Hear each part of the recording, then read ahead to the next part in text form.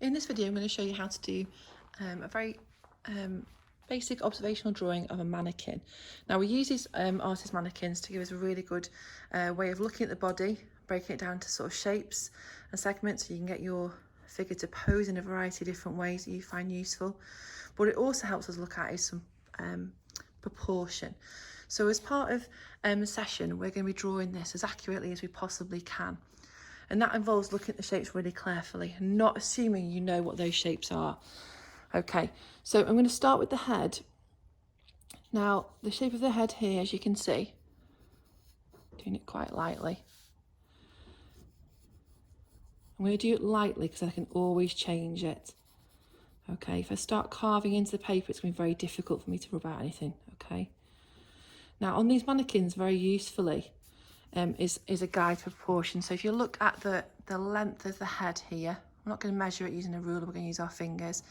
That same measurement is generally the size of the chest here, also just a little bit underneath the waist, but it's certainly also the length of each of the sections in the arms too. The legs are very similar, but they're a tiny bit longer, but we do use that. It's a really good way of checking that the amount we've used here for the head, we can use that for other measurements on the body too. Okay, so I got that for my head. I know that the body, the chest is going to be roughly that long, so I can space it out with a mark. Okay.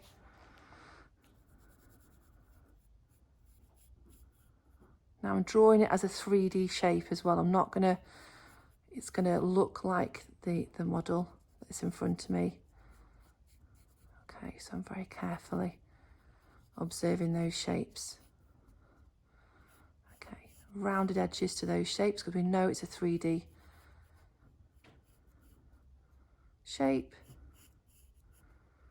Okay.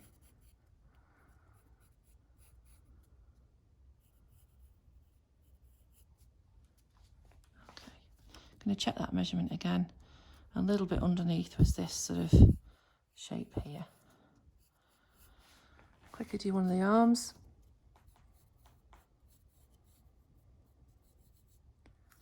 And again, I'm checking that measurement. Yeah, I'm happy that that would be the same.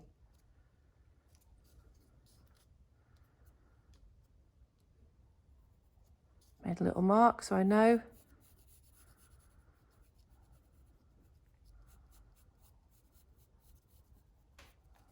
Okay, got the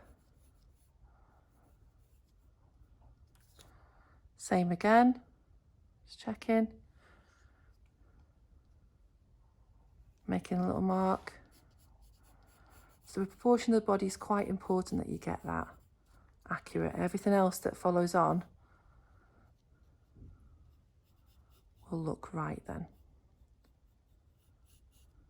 So the angle you're seeing at the angle that I'm drawing from are slightly different. Okay, what's really important now to make it look a 3D object is making sure that we add some shading, using that tonal range that we know we can use with a pencil already. Okay, getting from dark to light. Okay, so underneath the head here, it's quite a bit darker. We're going to show that we're pressing harder with our pencil. And then we're also going to blend out and get lighter. Okay, because not every part of that shape there is the same tone. Okay. And where I'm looking here as well, we've got the bottom of the head here is a lot darker. Start to shade in. If you want to, you can also, while also using your pencil and the pressure, you can also use blending with your finger.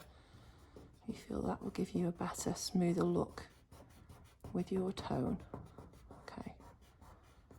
Not the answer to all of it. You'll still need to crispen up edges. Maybe blend in a little bit more. Okay.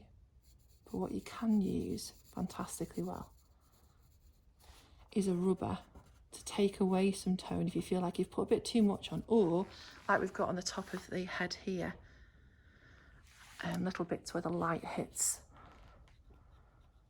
the object straight away, makes it feel a lot more 3D.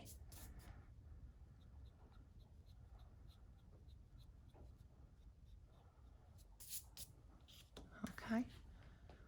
So then you would carry on applying the tone.